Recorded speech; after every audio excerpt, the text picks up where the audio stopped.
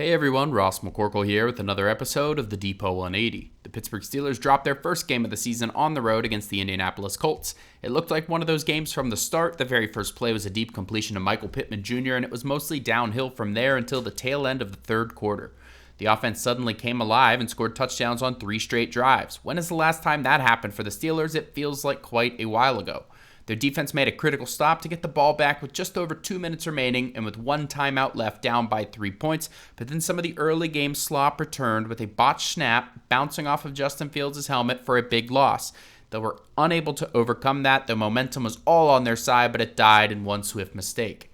You can point to any number of plays that, had they gone differently, the Steelers may have ended up 4-0 for the second time since 1979. There was a phantom penalty on Minkah Fitzpatrick for a totally legal hit. The George Pickens fumble, Najee Harris staying in bounds at the end of the game to keep the clock running, Justin Fields showing shades of Chicago Justin Fields with a 20-yard sack in which he never gave up and ended up fumbling.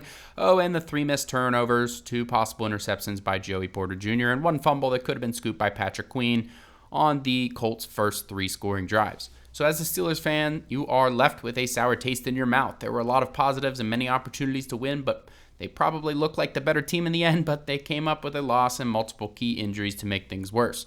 Cordell Patterson suffered an ankle, and more important, James Daniels, the guard, who was playing like one of the best guards in the NFL, tore his Achilles and is out for the season. That makes Mason McCormick to start opposite Isaac Seumalo, who should be returning this week. The Steelers have yet to start the same combination of offensive linemen in back-to-back weeks all season, and that will continue in Week 5. Hopefully, Week 6, they will be able to find some stability there.